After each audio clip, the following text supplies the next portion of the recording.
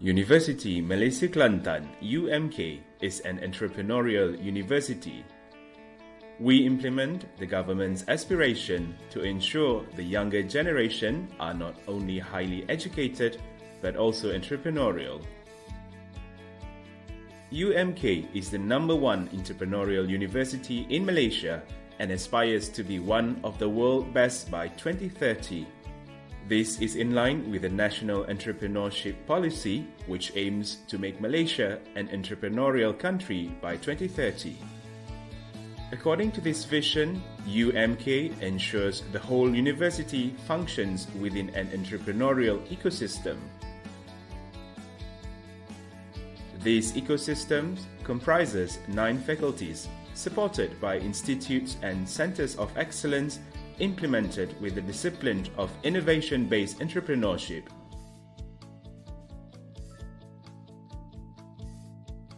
The university's upper management, together with UMK employees at all levels, are committed to realizing UMK as a Malaysian public university well-respected for its foundation of entrepreneurship.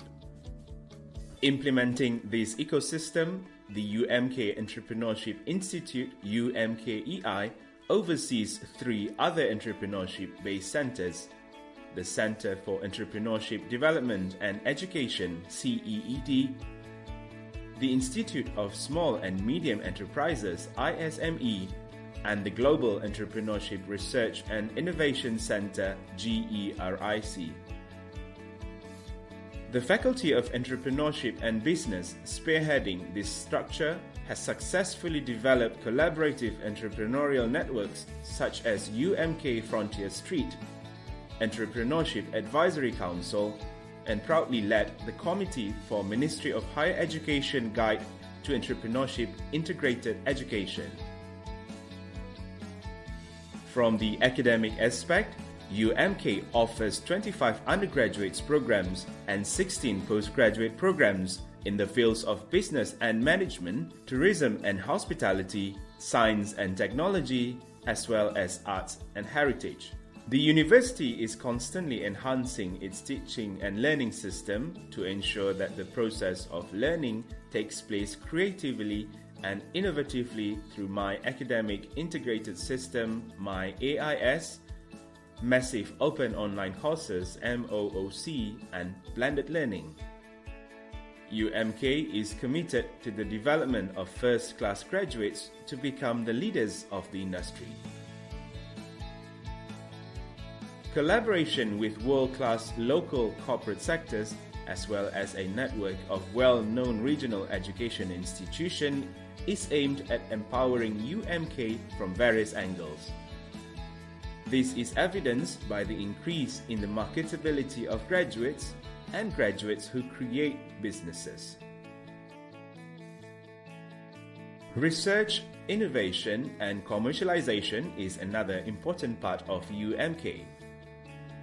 Research funding and the number of innovations and commercialized products increase every year. UMK has performed well in various prestigious competitions. With the hashtag UMK4Society, UMK is also involved in various community activities. Our staff and students consistently demonstrate outstanding skills and abilities. With such a great spirit of teamwork, UMK has never looked back to emerge as a respected educational entity in the region. We at UMK believe that our presence will give a new look to the development of the Valley of Knowledge. Indeed, our core, entrepreneurship, will always make us University Malaysia Kelantan relevant, unique, and different.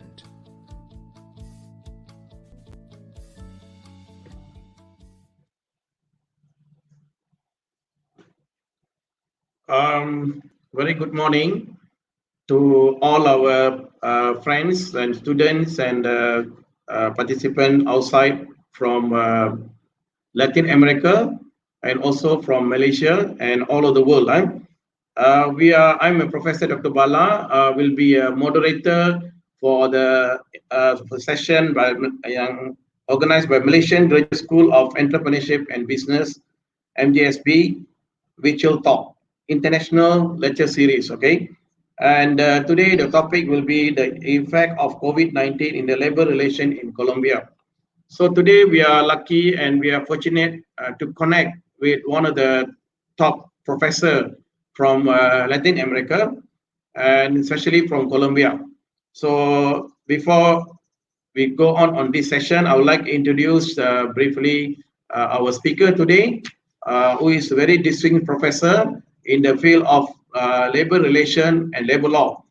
Professor Dr. Marta Elisa Monsele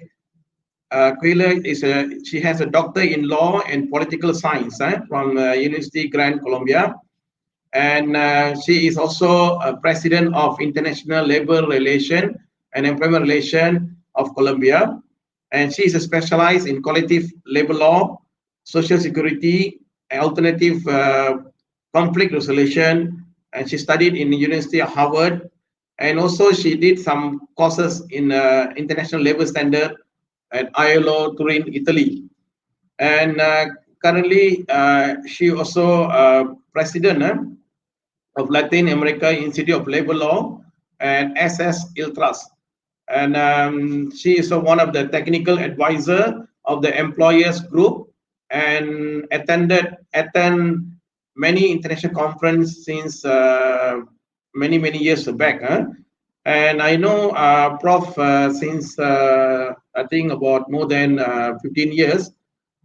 First time I met in Lima, Peru in 1999, together with Professor Luis Apraiso, who is world president on ILIRA, International Labor Employment Relation. And later, Prof. Marta took over that association in Latin America. And Prof is actually key person in the whole Latin America, and she deliver lectures and also keynotes talk to many people around the world. So today, of course, we connect first time ever, I think, in UMK between Malaysia and Colombia. And then I also fortunate to have her in our MGSB International Lecture Series, because we have our DBA student, Doctor of Business.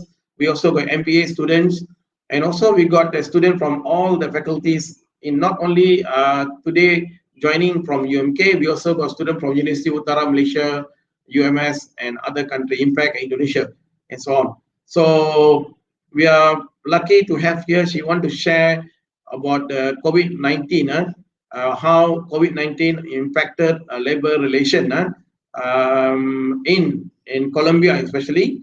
And actually today she will talk about more detail experience, maybe some even other countries, because they have published a book recently on COVID-19 and impact to the labor relation in Latin America, especially looking at the many countries in Mexico, Brazil, Argentina, Chile, and many countries in Latin America. So with that, I would like to invite Prof. Marta to share your experience, and you also will be sharing with us what is happening on the labor relation and human resources practices in Latin America, so that we from in this part of the world, in Asian context, especially ASEAN, and of course Malaysia, always willing to work with Latin American scholars, university, and also in the future our business opportunities.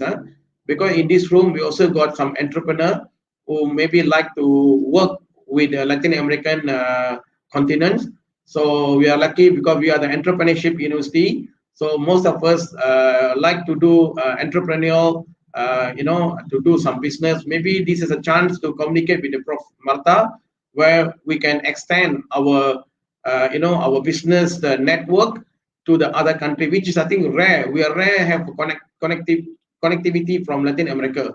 So this is one of the way to, through the lecture series, we're going to have prominent scholars will become and talk about us. So this is a pandemic, the world becomes smaller. So we can communicate, even though 20 hours different. Now I think in Colombia it's a night, around 8 o'clock at night. We are in the morning, but time is not make any difference. We are want to connect each other. So I would like to pass this to Prof. Martha to discuss and share her experience. Prof. Martha. Many thanks, Professor Bakris Han, to invite me this morning for you and evening for me to talk about these effects of coronavirus in the labor relations in Latin America.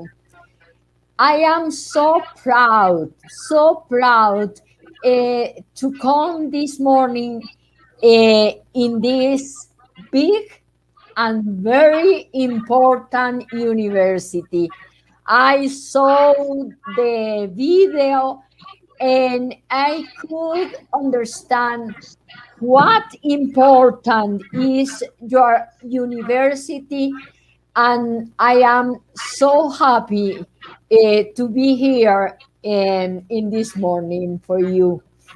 Many thanks really for this special invitation, and is an important way uh, to have um, a, or an opportunity to discuss with this magic technology that permit to be here in this moment from the long distance from you and me in Latin America with many hours of difference.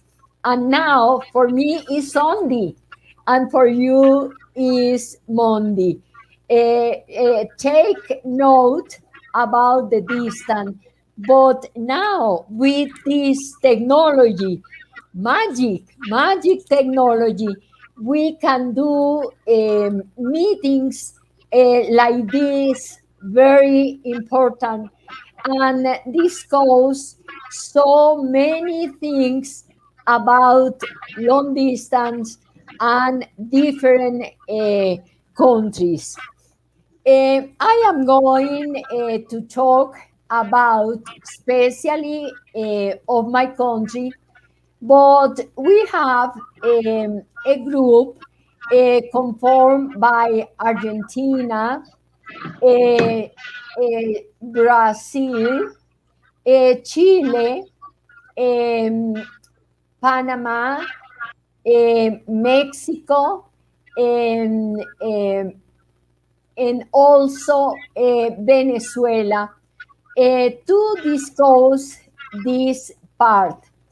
At the beginning, we thought it was be very important uh, to to have a group about Latin American experiences, um, because the virus came to Latin American countries at the almost the same time in February and March of the last year, 20th, the 20th. For this reason, in order to have a presentation to Toronto Ailera Congress in June the last year, we prepare this this work in order to show in the 10 Americans Congress, very important for this group to show the problem. Why it is important this group of Latin American countries? First, because we have many, many um, um,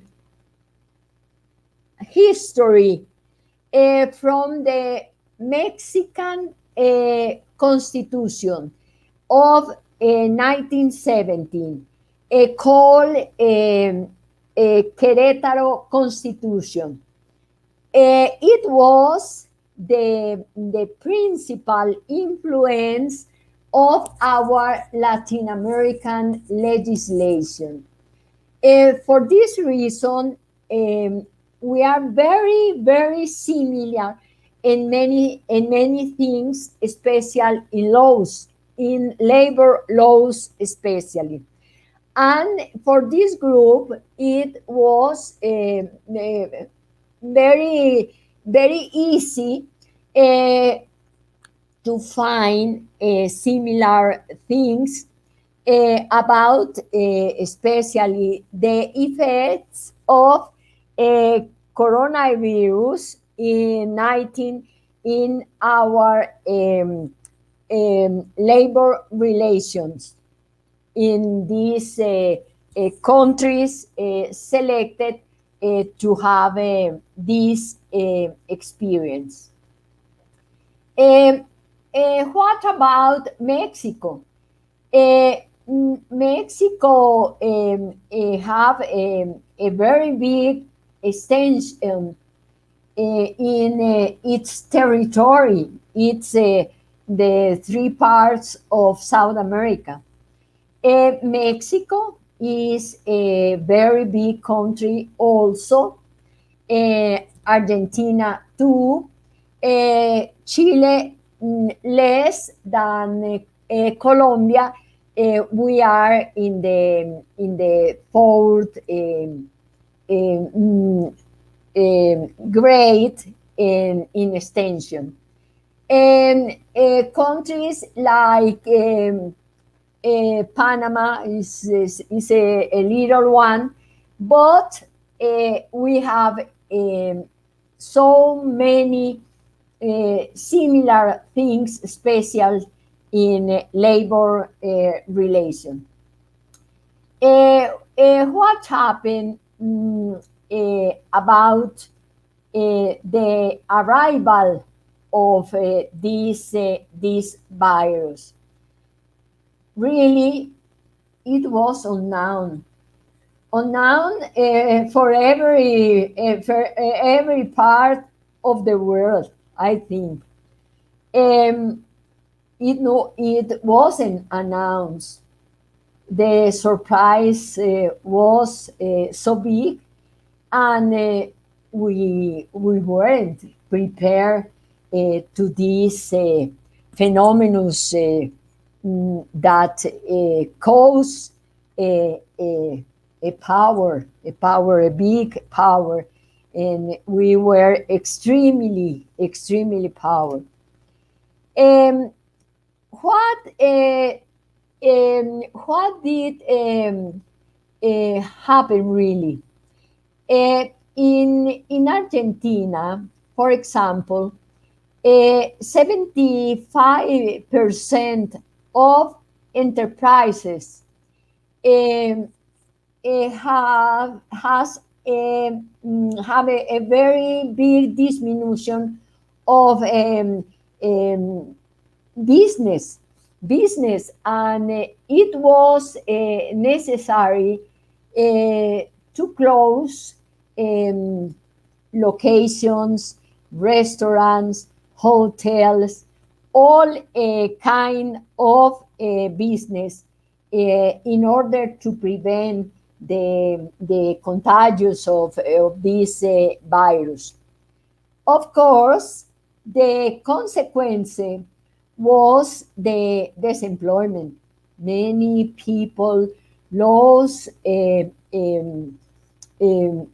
jobs, and the situation of this country was terrible. What happened in Brazil?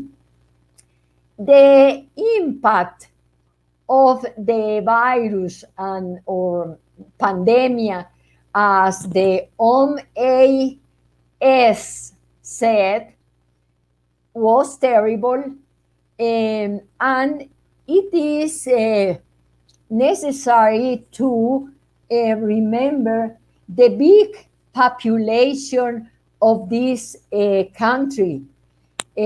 More than 140 million of people.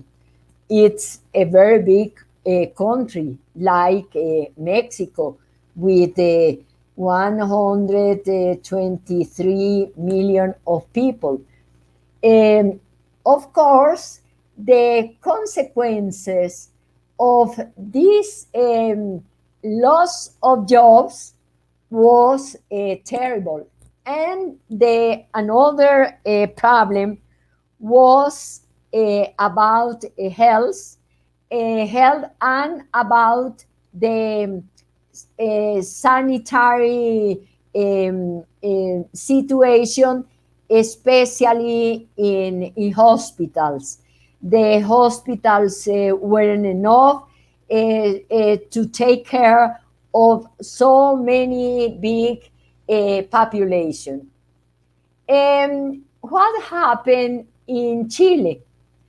Chile, in their economy, was suffer also the disemployment, and more about 150 people lost the jobs. The problem, of course, in economy was terrible also. In our country, Colombia, at this time, we have, as consequences of epidemic, the pandemic, that we have in this moment 70% of disemployment, especially young people disemployment. Our economy didn't grow as in the past, and we have many problems in the economy, but I have to refer to another big problem, Venezuelan migration. Now we have a new population of Venezuelan migrants, about 2 million people. What country is prepared to receive a population growing in 2 million people? Of course, these people are disemployment, are with health problems, poor people, with many children, and this big problem of Venezuelan migrants have a result in our economy and in our normal life in Colombia. What happened in Panama? Panama, as a small country, really have a very big problem with the pandemic. But they use telework in order to resolve the problem, to keep jobs and to keep the economy and to keep the enterprises, such as the other countries in Latin America. All of our countries in Latin America take telework to resolve the problem to keep jobs working at home, and the enterprises to keep productivity and the activity of business to keep business. Peru, like Colombia, we are very similar in extension and in population. Has as all Latin American countries informal people. What can I say when I talk about informal? This is not a regulated job. They work as autonomous, independent workers. They don't have legislation, and of course they can have social security if they don't use the special culture of social security to make contributions to their own social security. What happened with Venezuela?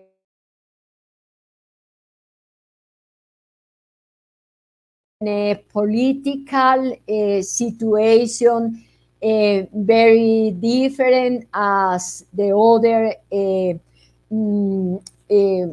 Latin American countries, and it was very, very difficult to know the reality of the situation in this country, because the socialist system keep so well all the things that they are they used to show that the situation is very, very good, but really no. We have in our group, in Latin American group, a colleague from Venezuela that is living in Panama, and they form part of our group and show the situation, taking references of their colleagues in Venezuela, that really we are not so sure. Today, I received from Venezuela, from a colleague, that he is from our academic, Latin American academic of labor law and social security. And he wrote for us, giving the real situation about Venezuela, and is terrible, really terrible. And now I suppose that the pandemic situation in Venezuela is too hard, more hard than in other countries that we studied for this research or study that we make to write this book that the professor refers, that was published in Brazil, Argentina, and also Colombia. What happened in the beginning? The first thing that governments did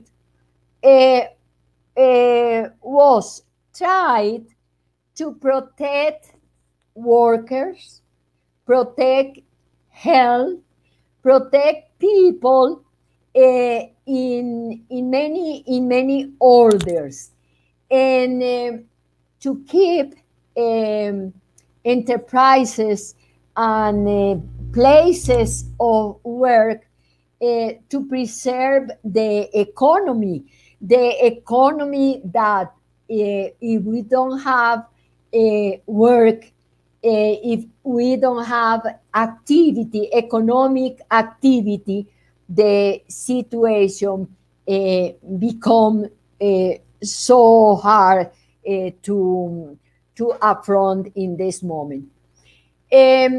Argentina, for example, took a program to attend especially the emergency in the places of work, and the producing system in order to protect employment and employers, and in order to protect the public health, and to coordinate efforts to keep especially sanitary rules in order to protect employment and a productive process.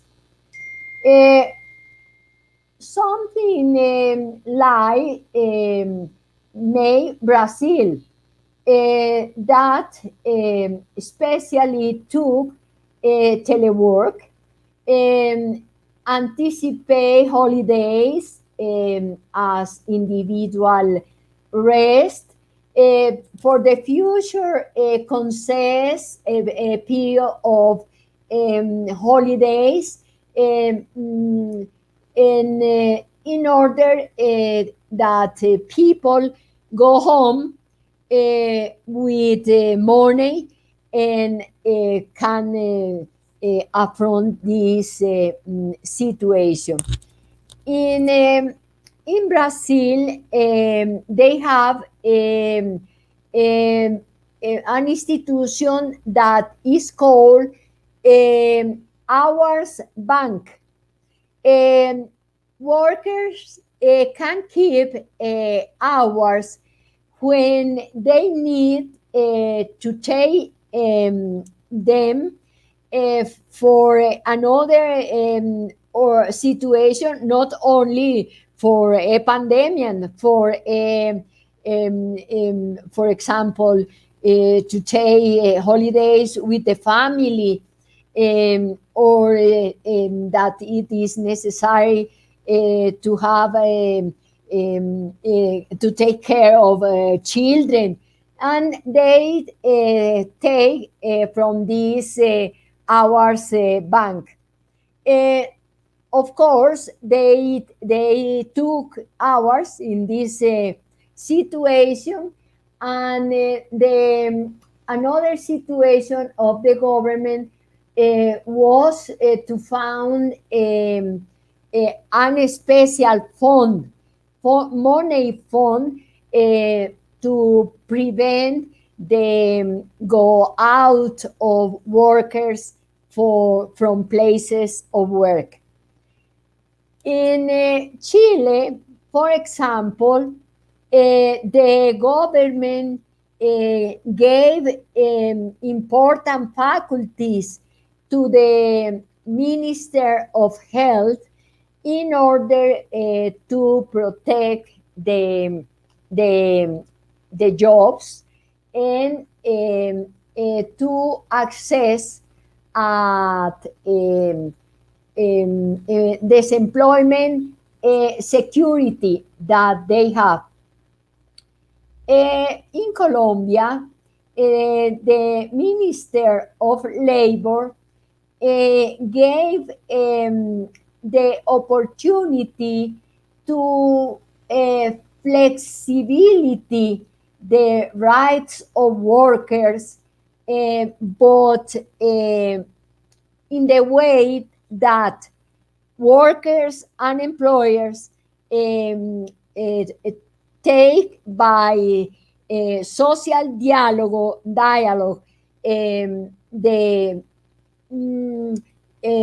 to take flexibility, for example, to adjust the labor journey, um, to reduce the salary, and if they have special and extra legal benefits, to keep out provisional and temporarily for the situation. All these things to protect the jobs and to protect the enterprises. In Mexico, for example, the government gave to give the families um, and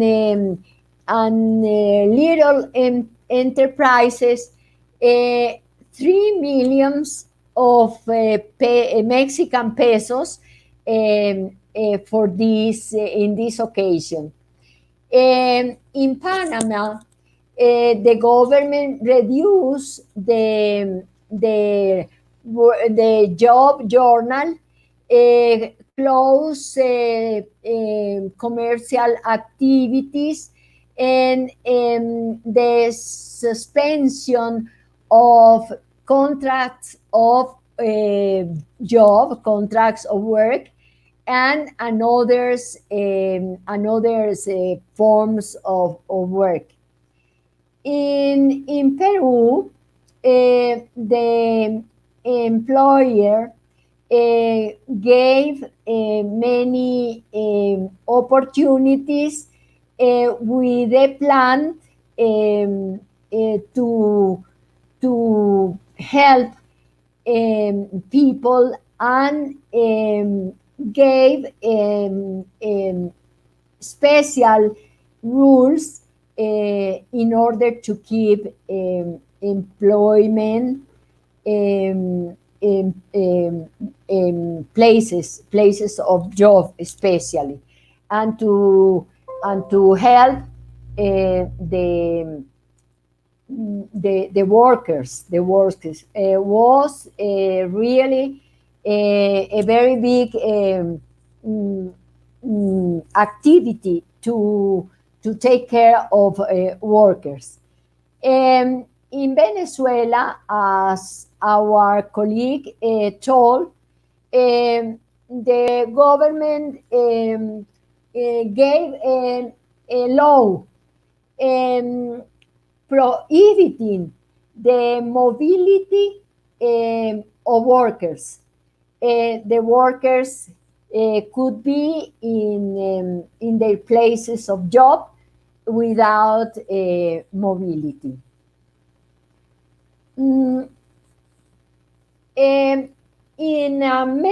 Latin America, we have a rule, an special law, a faculty in our legislation that is possible in determined occasions of especially when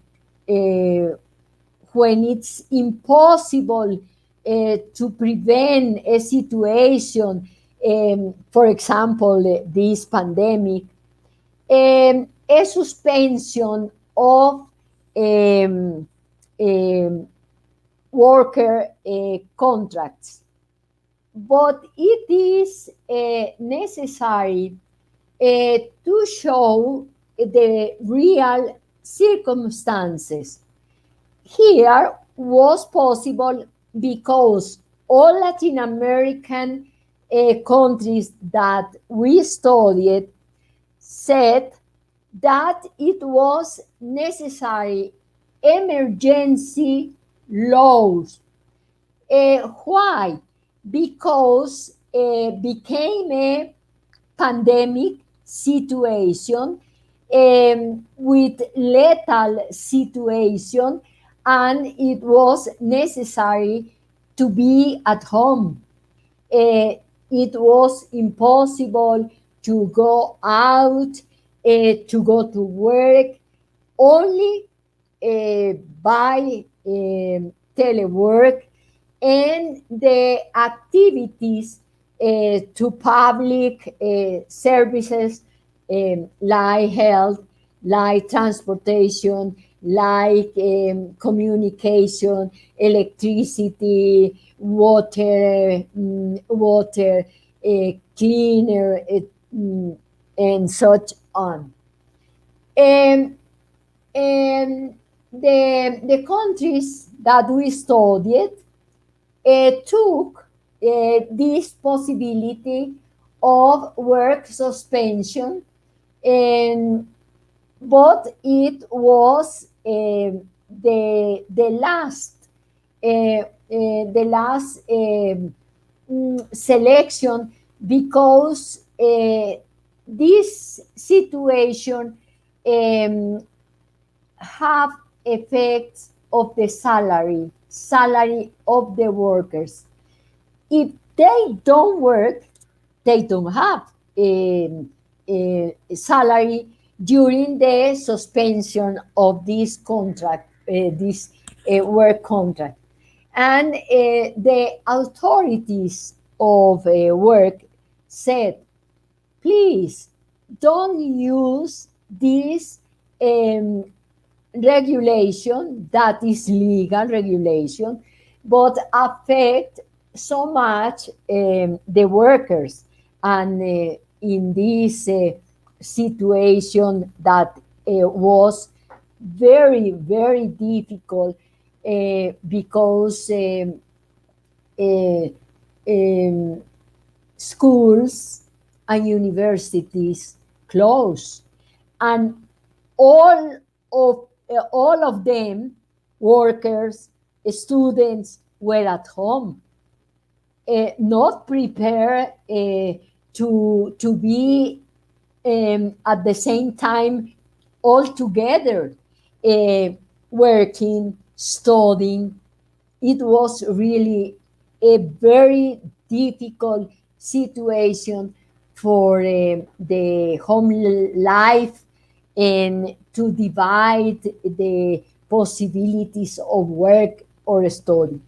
And the authority said, please don't use this legal form and the work suspension. And for this reason, the government give lots of money to help people, and especially the enterprises and production process, in order to prevent the places of job. As I said, this is a situation very common in all Latin American countries, for this reason that I gave at the beginning of my speech, that we have a common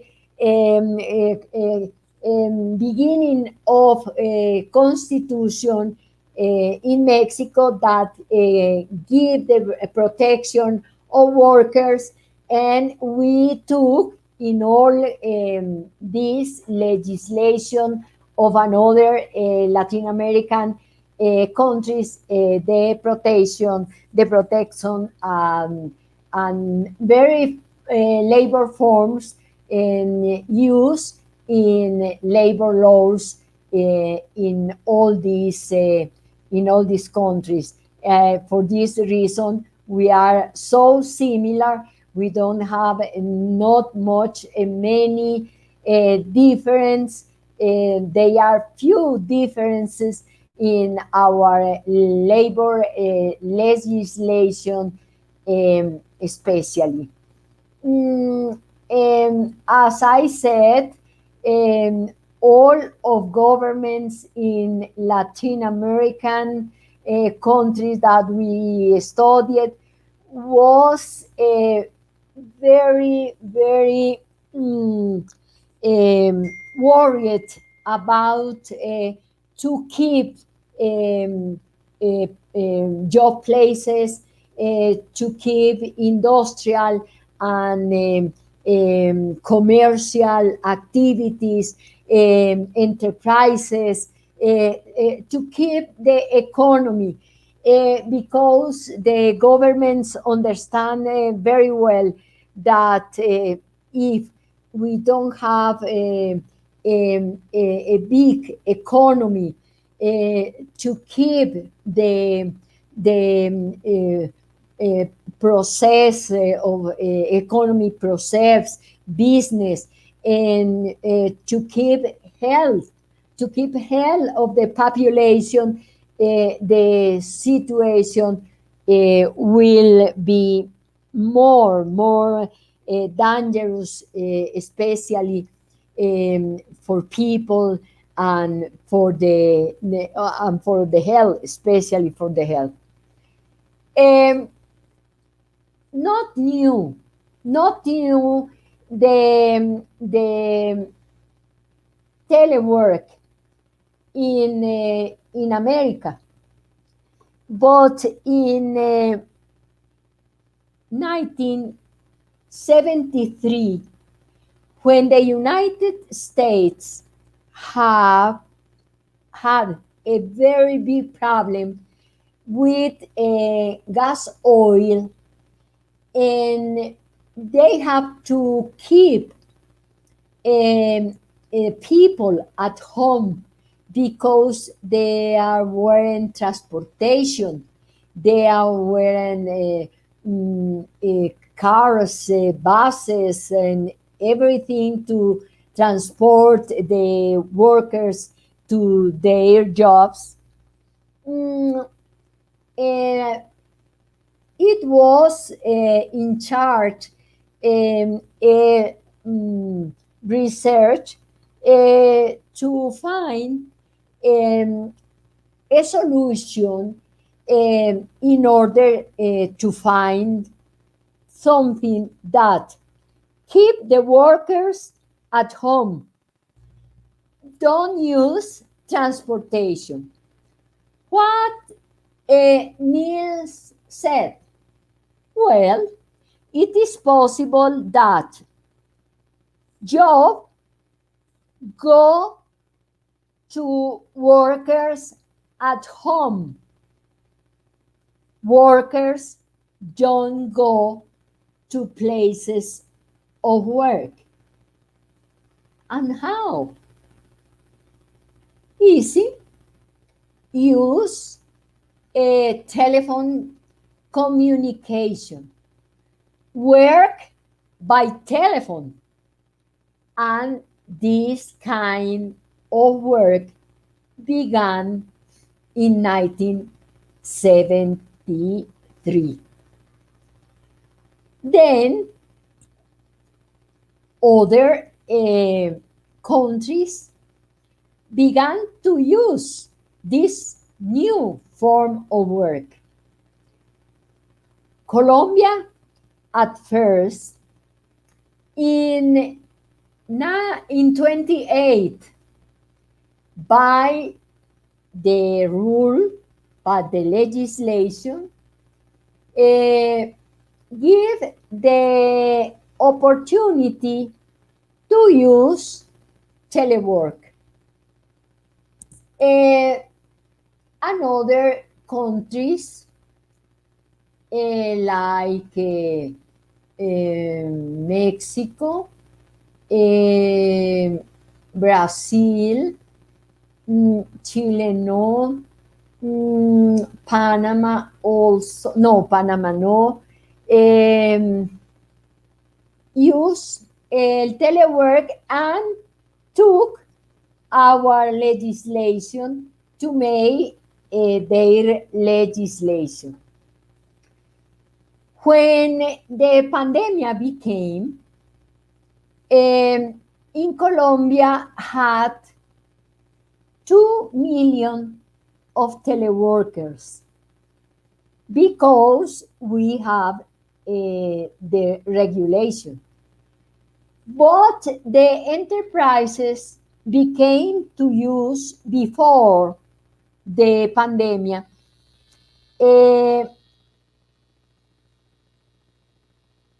long distance work at home and in other places.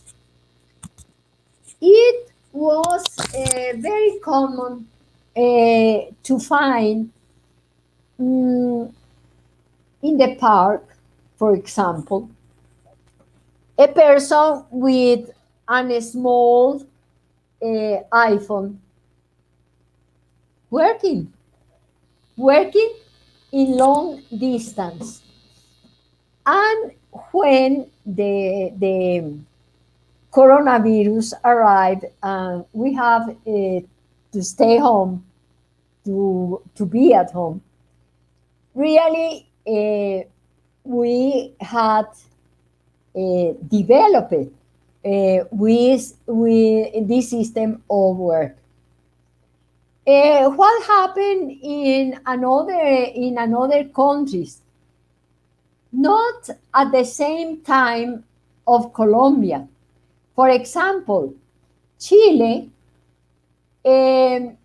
only in March of 2020 modify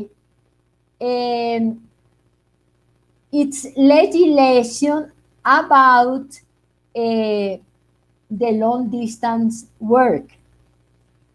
In Peru, they took legislation, but only for public institutions and private institutions, but they don't use for workers at home. We say autonomous workers that use a lot this kind of work.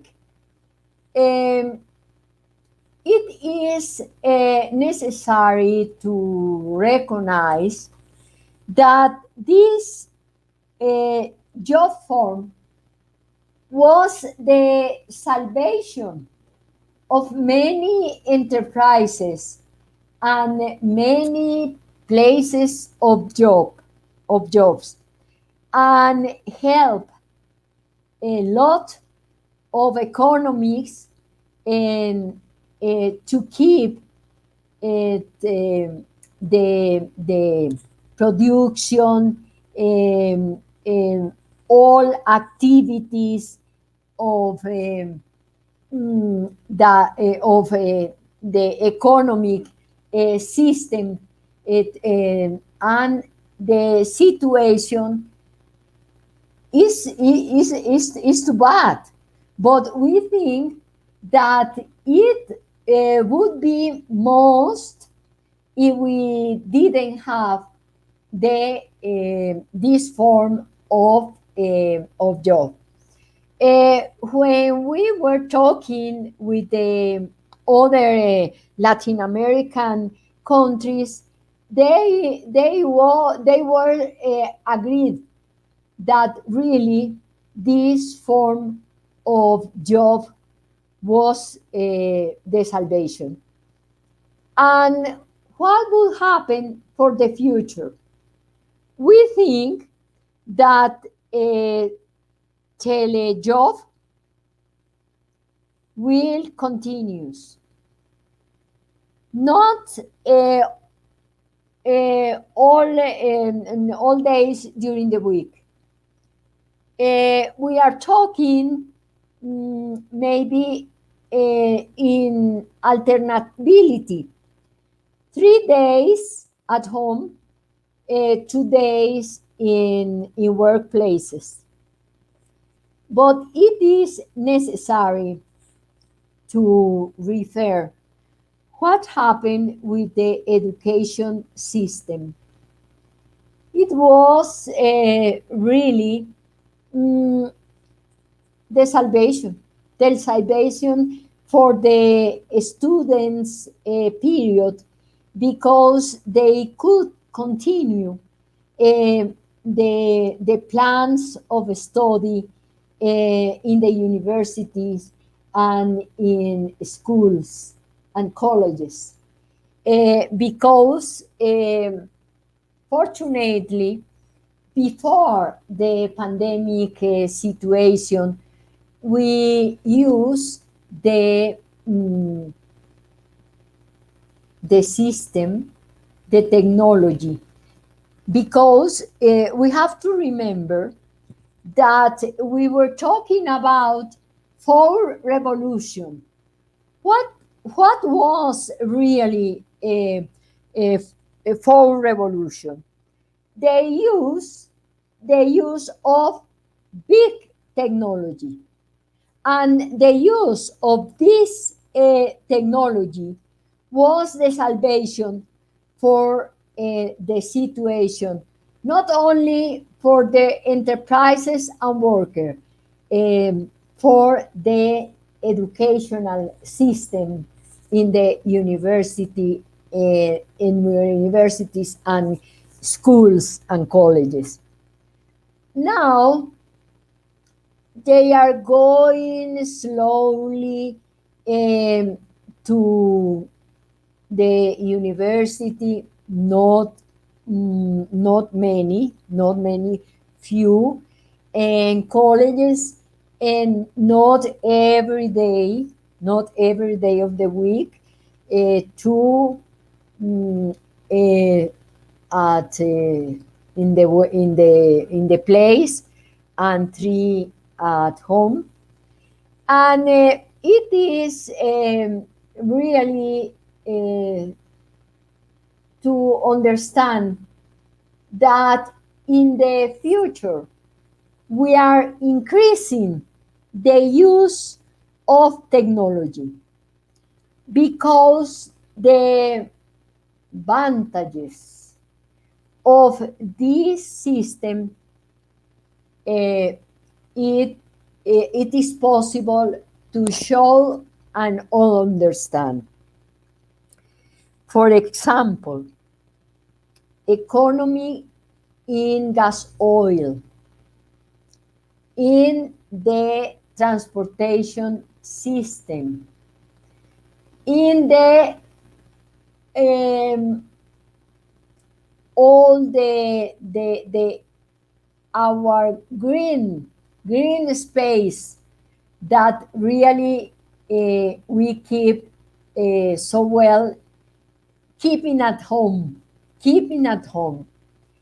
Um, for example, it is not necessary to go out and to use transportation and use many clothes, many dresses, many shoes, many things. Is a home economy. We can have the opportunity to be at home with our family, taking care of children, to divide our time with the family. It is very important.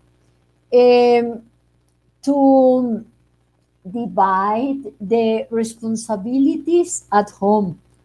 We were also thinking that they were women obligation. Now we understood that whole family that it is necessary to have responsibilities and to divide the duties at home.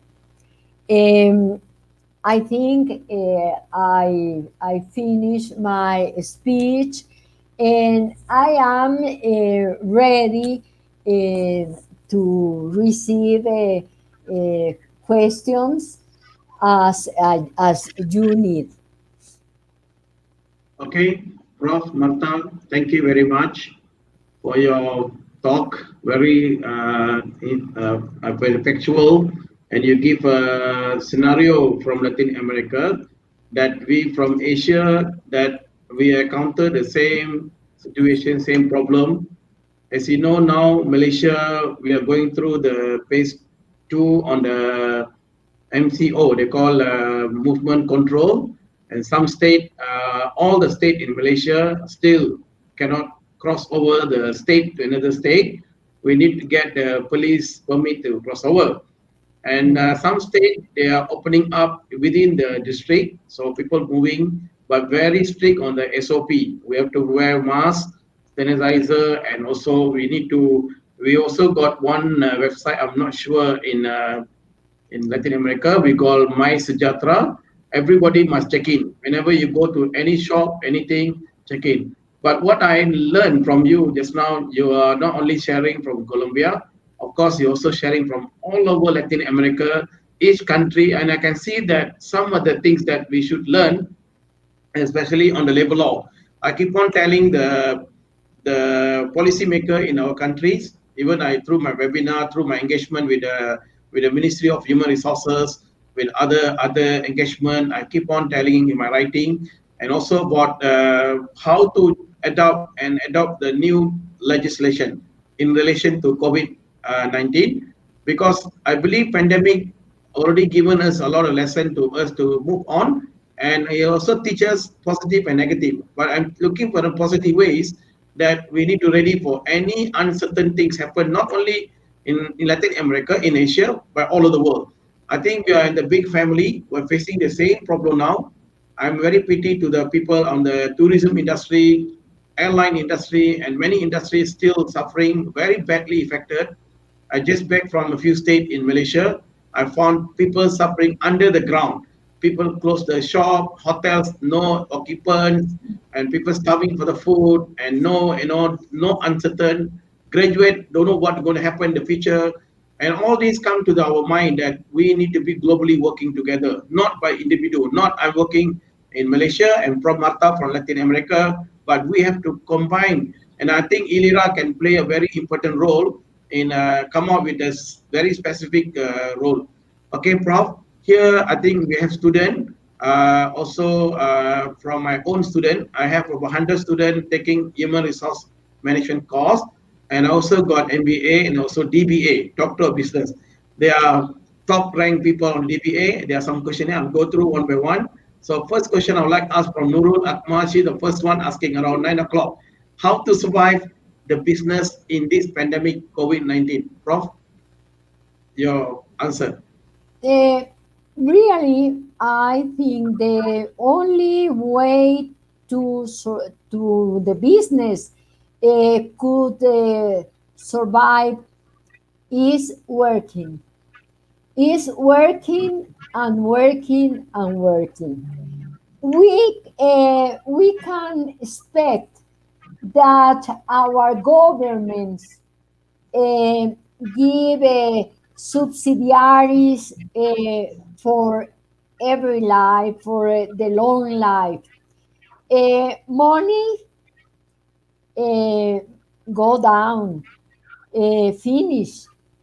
And what will happen when the subsidiary finish? it will be the reality of the situation, and it is necessary uh, to uh, mm, to think about. I think like autonomous work. I think the solidarity system. I am I had the opportunity to know the solidarity system of work in Italy, and they have more than 120 million associations of people who work to make the activity of wine, agriculture, and also many wheat plantation, because you know that they eat lots of spaghettis and something like that. And in agriculture system, they use the work in association, and it is necessary to improve the innovation and to grow the imagination, to have a little business by one person, two person. It's not necessary to think in big enterprises, because this form of business is almost finishing. They took little enterprises. They use to put little enterprises, not so big enterprises. The form of working in the world had changed really. The opportunity, the offers of work uh, has changed also. It is necessary to think by personal activity and small groups of works. Is my opinion about. What do you think? Okay, Pro, thank you very much for that. I think you're giving very general scenario, how the business to be, what you call, exist in the long run. You're Mm. giving some of the input like innovation, how to make survive the government subsidy and so on. Okay, Pro, next question, Pro, from the low link. I believe also from my undergraduate students. He asked that I have a question for you. Will the mobility of employees become flexible after pandemic COVID-19 end?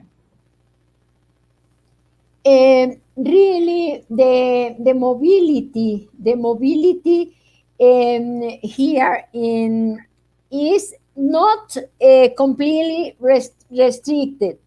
Um, all Almost all business are open, and we have many restrictions, such as we have to use mask to go out home.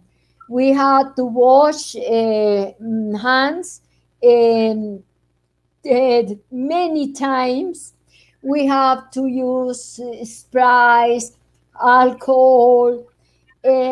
There is not possible to have meetings in restaurants. Tables are separated 2 meters. Um, it was necessary to accommodate with many health rules in order to be possible to open a business activities, but many are close. We are not traveling so much by airplanes, no, not so much. The flights are restricted. To go to another city, it is necessary that the autobus has many rules. We have many restricted rules in order to keep the health of people.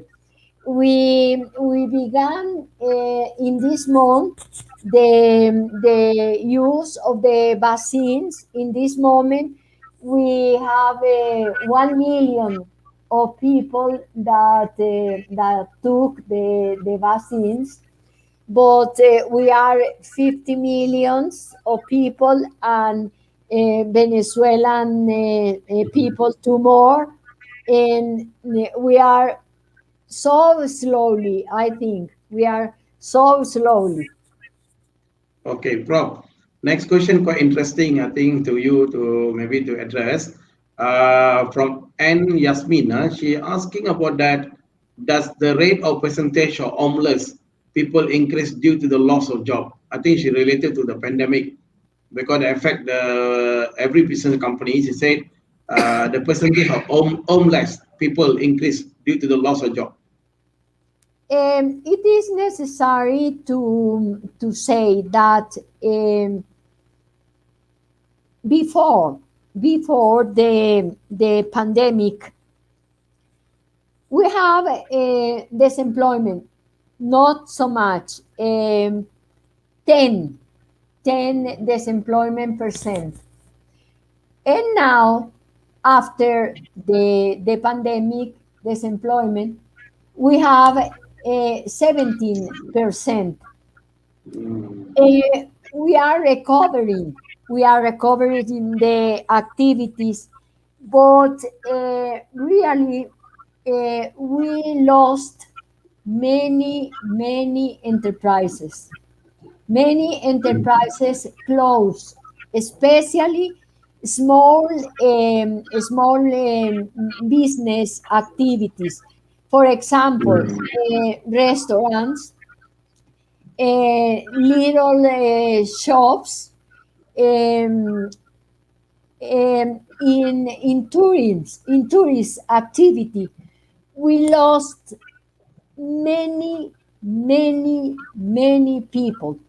In 2019, we have a tourist activity very important in our country, because we have marvelous regions, so interesting to visit, and many people from Europe, from Latin American countries were visiting us, and we increase a lot our tourism activity. With the pandemic situation, we lose all of this activity. We are recovering very slowly, and I think it would be 3 or more years to recover all our activity. Okay, bro. Thank you very much for your. So next will be my doctoral student. His main name is Sharil Azmi. He's taking Doctor of Business this semester under me, taking HRM. He said, "Hi, doctor. How organization in South America adapt to change of access the use of digital platform to manage their employees and navigate this situation of the dramatic changes caused by the pandemic?" Um, I think not only in Latin American. I think the world has changed. Has changed because we have to talk before pandemic and after pandemic. All activities suffer the consequences of this pandemic situation, especially economic effects. And we have to construct a new world, a new world uh, thinking about jobs, thinking about life, thinking about health systems and social protection. I think the laws have to be changed, have to be construct to this new world. Really, we are in front of a difficult future. ILO, ILO thought in his centenary celebration that in this moment there wasn't the pandemic situation, but it was very easy to understand that for the phenomena that globalization, internalization of the economics, all were changing. And with the informs of the Commission, the Mondial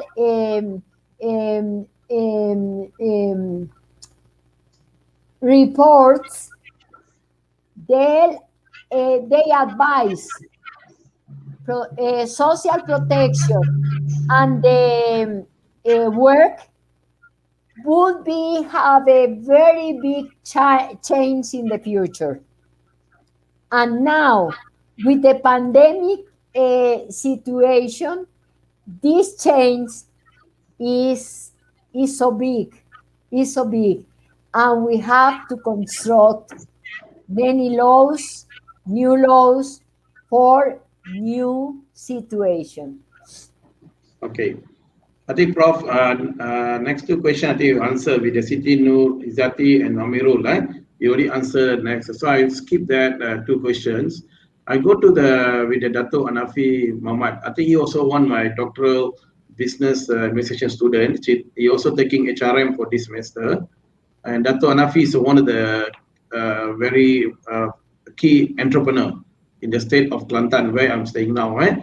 So his question, I Prof Marta, you mentioned that one of the consequences of COVID-19 pandemic, Colombia is now facing 70% unemployment. How does the government cope with the situation? And what are the action taken by the Colombian government? Thank you.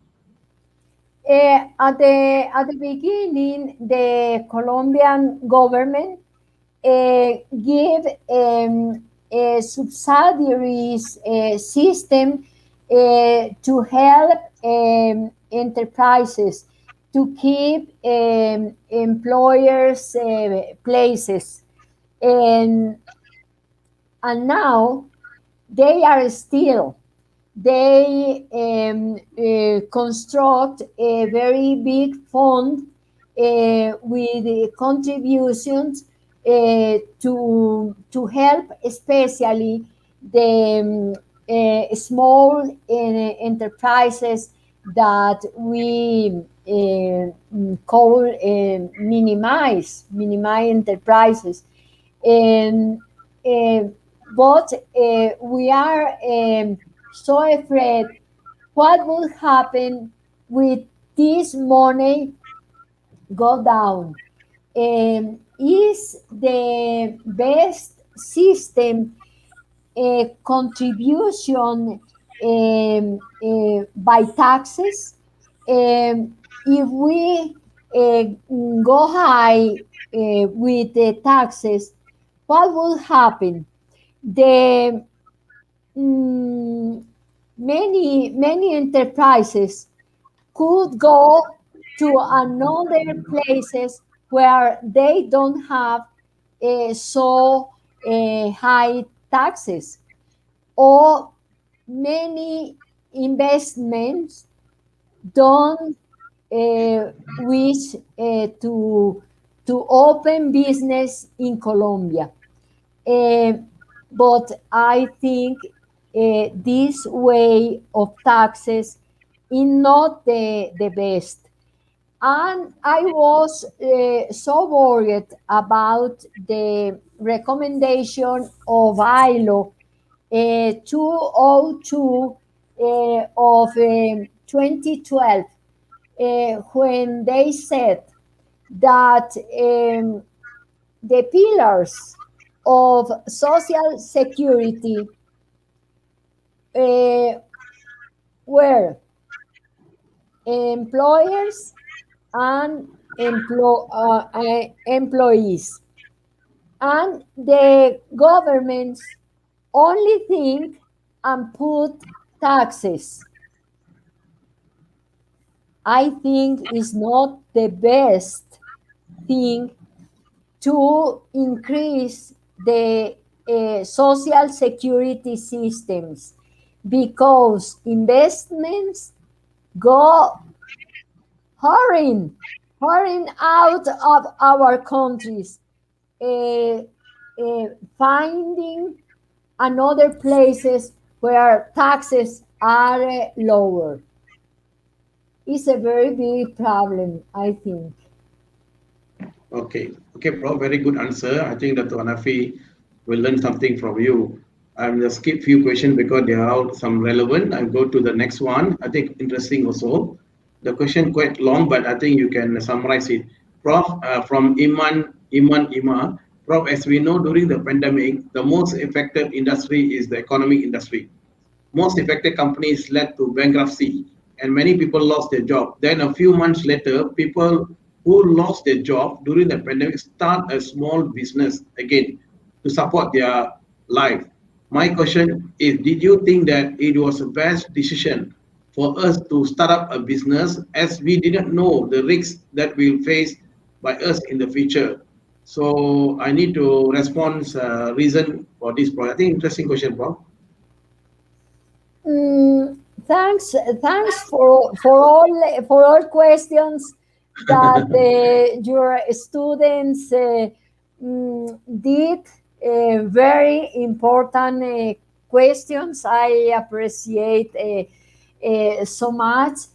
Mm, I think in the case of Colombia, and in special in our situation, that it is necessary for us to innovate, to create new business.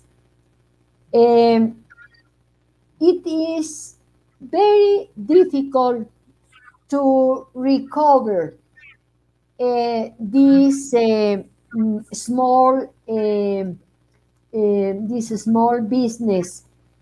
For example, I talk about restaurants. When these people close their restaurants, they lost all saved money of their lives. When they will recover this money? For this reason, I think it is necessary to innovate, to create. And we really innovate now, as I think happened in Malaysia. We depend of domiciliary systems. Um, we call to restaurants, to drugstores, to every places of business, and we ask about for everything, and they put in your home, and you could pay by credit card, uh, rarely with money, and this kind of new business that we have, but not so big that we have in this moment, but it really it is possible, mm, to buy everything by telephone system, and with domiciliary reports. It's Okay, necessary. Prof. Yeah, from Nick, Nick, maybe Prof can summarize the whole. Maybe you already talked in your lectures. Maybe you give some main point. What are the policies, strategies adopted by countries in Latin America to mitigate the impact of COVID-19? Um, This from Nick Anifa. Yeah. yes, I think the first thing that every of Latin American countries did was to increase, the dove, the country dove, and I think it's very, very, very dangerous, because this money, every country have to pay to the banks, to the banks of American banks, or in another countries, um, and they have to pay the increasing of taxes, of interest rates, and how it is possible to pay if the economy is not raising as they need to raise.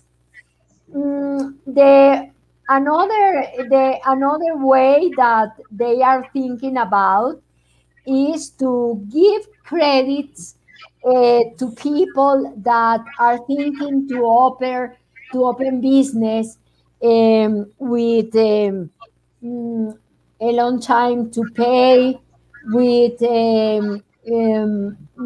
not so rates so high, um, in order to increase the economy. But they are talking that really it is necessary to innovate and to create a new business, and Okay. especially to increase in technology, in agriculture, and it is necessary in to, for example, all about roads, construction, especially the construction of it's a good business, uh, which move all the economy. Mm. Okay, Prof. This I think interesting from Archana Gurunathan. All right. As you know, in Malaysia we are mixed race. Huh? We got Indian, Chinese, Malays. Many races in Malaysia. We are very unique in Malaysia. Like Latin America, you only have one race, but different. Speak one way. We have okay. This girl, this is I think one of my students also. Hello, Promarta. I would like to ask a question regarding to the university students. This is interesting about effect of COVID-19 in labor relation in Colombia. What are the situation for the fresh graduate student in Colombia? Is there any possibility to get work for them? Um, the most system of education in Colombia is private, education. Really, we don't have a big system of public education. For example, the most important university of Colombia is called National University. Mm, but it is not enough for the big demand of, of students. The For example, in Bogota, we have 55 private universities, and there are 3 public universities, national and for the district, and another only 3. This is very difficult for the students to attend the university graduation because most of them are power people, poor people. Um, it is a very big problem, but you can find a very students population. For example, my university, Gran Colombia, we have in the law faculty 12,000 students. 12,000 students. How they do to pay? Because our university is a foundation, and they have not much money, and more of our students work and study, work during the day and study at night. And the level of our students are from 1 to first level of how can I explain, social level. One, um, poor people.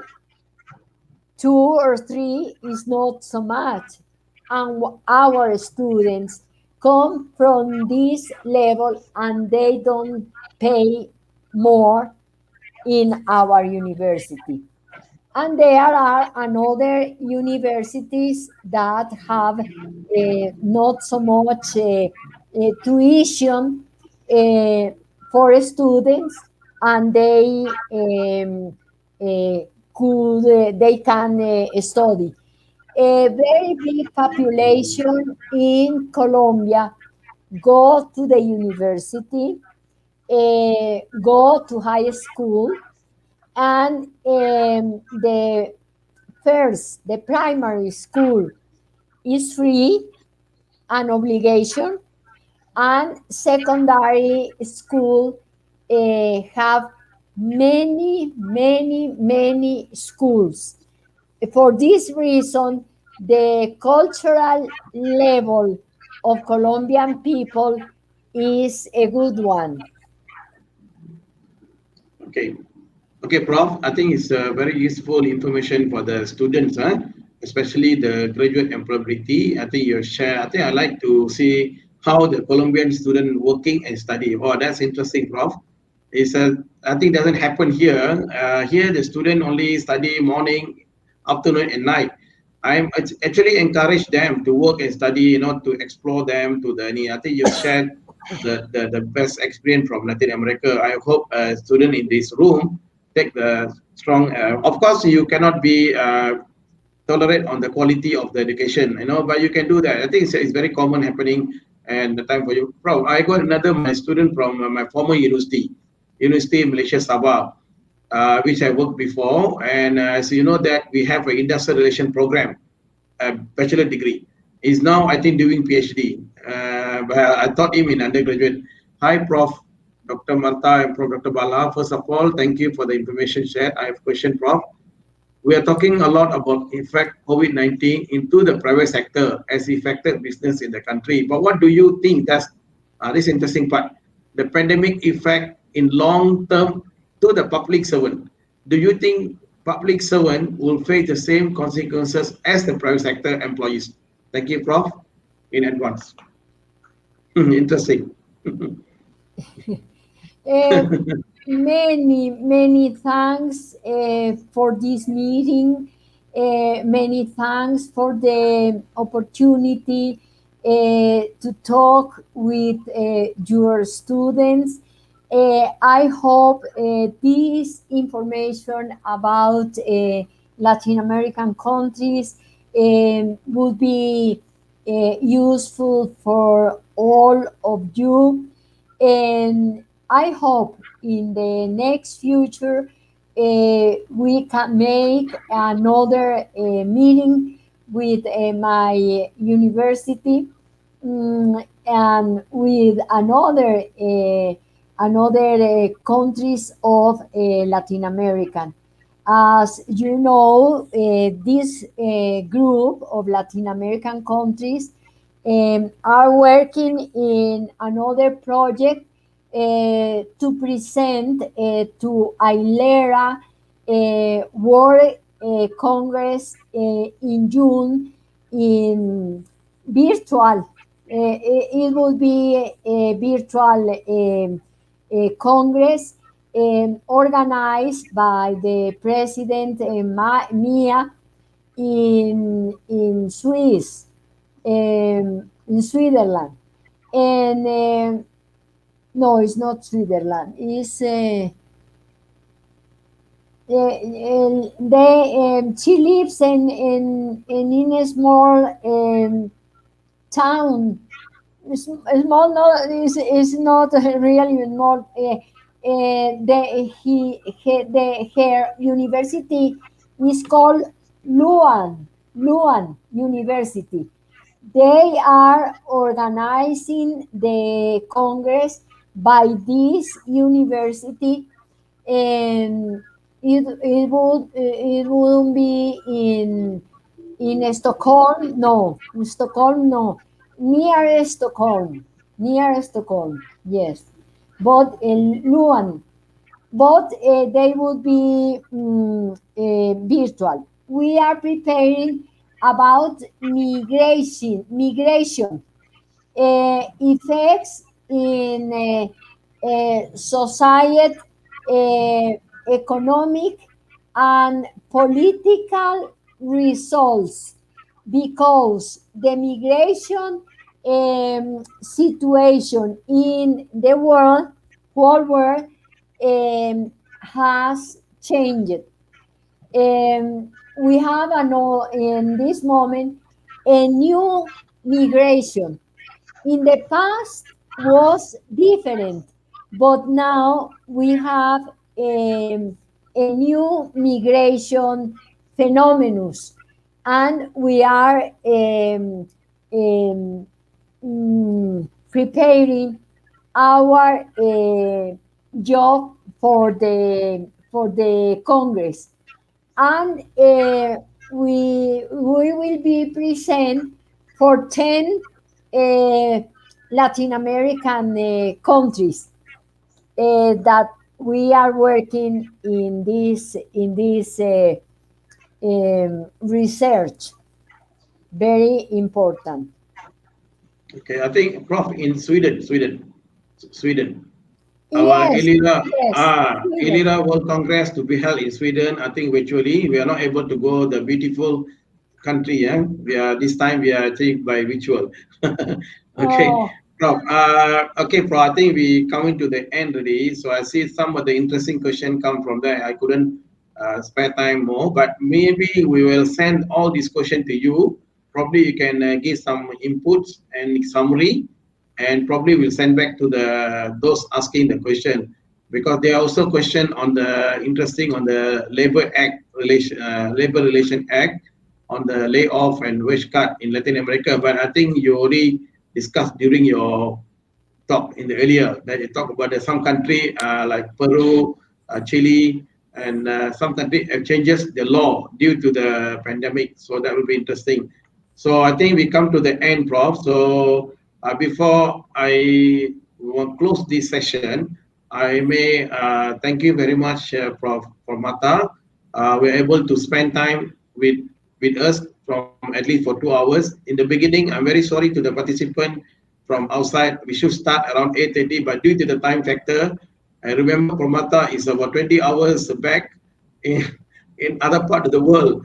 And I'm very happy that there's no any disturbance, the connectivity from Colombia to here. Oh, that is a wonderful that I think God also been with us, that because you're talking very important subject matter that affect people's life, not by theoretical, but conceptually and also practically, that you're talking to the people who are affected in the ground, employers, employees, the state and the government, and also to the national ILO. I think ILO should also, we would like to send the this link FB. You may send to the ILO people, ILIRA, all over the world, so that they also can learn something from what happening to here. Before that, I just before I pass the mic to the Dr. Zul, I like to also thankful to Promarta and all the president of the ILIRA World Congress, like Prof. Lee, Prof. Russell Lansbury, Prof. Mia, and many more. And the next, I think, will be in Cornell. Am I right, Prof? In United States, next World Congress. yes, All of yes. you, yeah, next World President will be. So just good news that, Prof, we already established ILIRA Malaysia. We call MIRHA, Malaysian Industrial Relation Human Resource Association, already registered under the officially. We are planning to launch soon. Of course, we will see how the situation, because then after that, we also plan to organize ASEAN ILIRA. So I hope Prof. Marta can support us to organize one of the biggest. And Malaysia always asking by the world president, including you, Prof. Luis Apre, the late Prof. Luis Apreso already passed away, and of course Lansbury and others keep on asking me, Anil Verma from Toronto, and they all keep on asking, when are you going to organize in Malaysia? And I think our Indonesian counterpart really want to work with us. Dr. Ariana Satria supposed to be in the group. They organized a few years back in Jakarta, in Bali. So, and we are trying to bring this ILIRA ASEAN to Malaysia, one of the beautiful country. We haven't put where is it, but we're working with some of the sponsorship.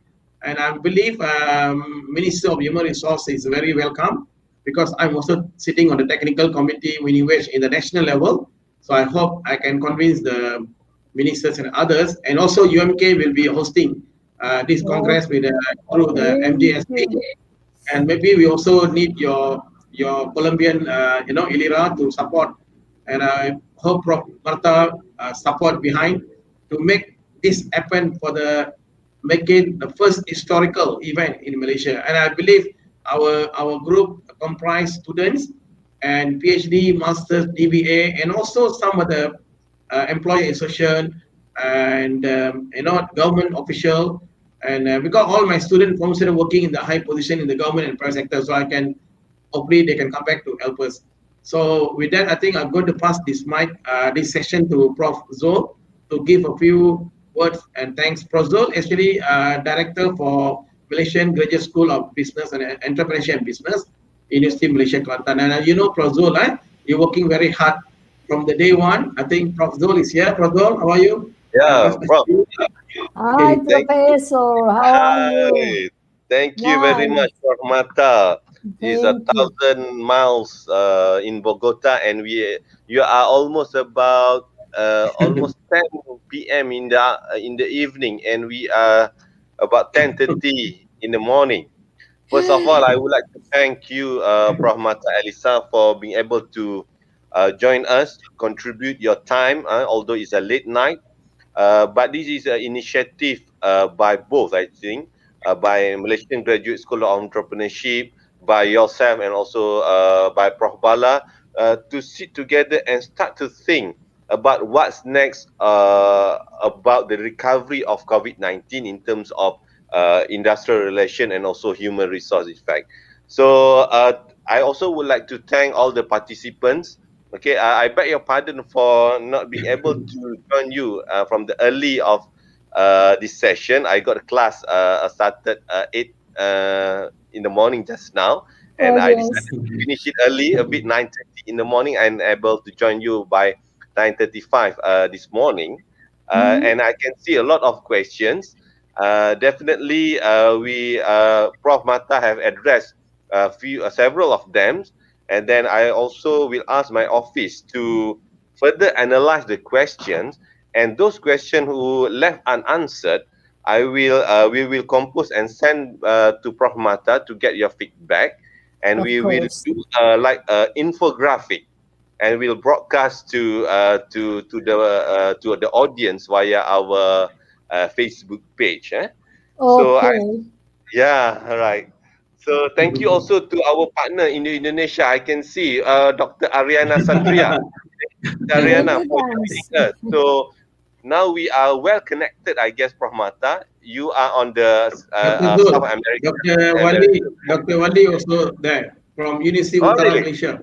Dr. Oh, Wali. you see Utara Yeah, yeah. Malaysia. So we also Yeah, yeah. within Malaysia, we also well connected through this what we call it a discussion platform. Always thinking about exchanging ideas and also exchanging opinions about things that we concern most and we embrace dearly in our heart.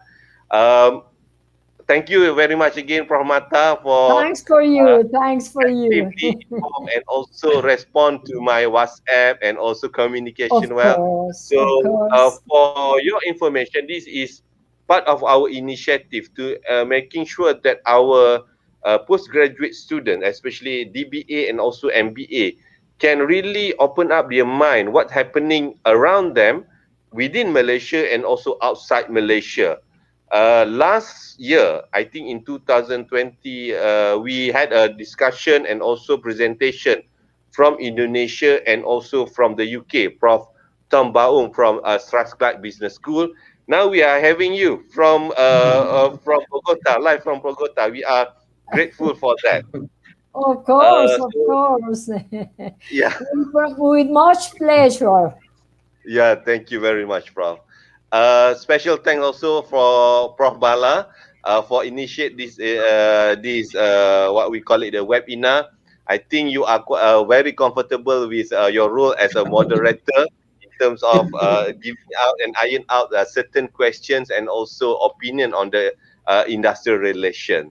Of course. So, Yeah. as our humble gesture and also our humble gratitude to Prof. Mata, Aiman, could you please upload the certificate for Prof. Mata, please? Virtual presentation. Virtual, yeah, Oh, virtual presentation. thank you so All much. right. I So am this so is proud. I am yeah. so proud. Yeah. Thank you Thank very you. much, Prof. We Thank will make you. sure that this arrives to you. And we again, we at MGACB, a unit that manages Master of Business Admin and also Doctor of Business Admin, very thankful to you for your time and also your preparation. It's not only about the 2 hours that you delivered, but also the preparation you perform for this talk. Thank you very much, Prof. Mata. You're welcome. You're welcome. All right. All Bye right, Prof. Bala. bye. All right. Over to Okay. you, Prof. Bala. Okay. Thank you Okay. very much, Dr. Thank Zul. you. Dr. Thank you, Zul is Dr. Sun. one of the prominent going to be scholar in the field of the innovation and of course HR and business, and of course entrepreneurship. Prof. Martha. We also, I think, like to thank our Dean from Faculty of Business, Entrepreneurship and Business, Prof. Dr. Rosalina, who also convey regards to you and all the team members from our business school. So we are combined actually Malaysian Graduate Business School and Faculty of Entrepreneurship and Business. We are very much to see next move. Probably Promarta can arrange a virtual student exchange program with your Yes. student. MBA, maybe Dr. Zul, we can initiate virtual collaboration with Yeah, University Grand Colombia and with yeah, our Excellent. MGSP. that's also one of the agenda, Prof, is to make sure that our postgraduate student got the opportunity to do. At the moment, we are thinking about virtual mobility to have a feel how the learning, teaching, and learning are conducting in Colombia, and also perhaps students from Colombia or Latin America also could join one or two of our classes for MBA and also DBA. Yeah. Excellent. Excellent. Excellent idea. I like so much, and I will do, of course. Okay, so thank you very much for all the participants outside there. You are the great person and you are the practitioner, entrepreneurs. I think a lot of things we learn from you also, the question. I think all the great question asked by you, you are very intelligent people. And I think the love from Martha, keep on asking from Martha. I think from Martha, they want to communicate. I will send them email of you. Maybe they will work together. And Dr. Zol, I think we hope this community growing bigger and bigger. Probably Pramata, you can recommend to Russell Lansbury. Next move from the Sydney. We may go to Australia, Dr. Zul. He is a good friend of Pramata from Russell. Russell is a very senior professor, one of the top professor. Maybe we can look at the other issues like strategic human resource management or entrepreneurship. Ah, And that. So with that note, Prof. Mata, good night. Thank you Good taking your time. night. Go and have your late Okay. meal. And Have Dr. a Zol, thanks. nice, And all the best. have a Okay, bye-bye. nice, Take care. All have a right. thank nice you. week. Have Bye. a nice. Bye Bye. bye. Thanks a lot. Thanks a lot. Bye bye.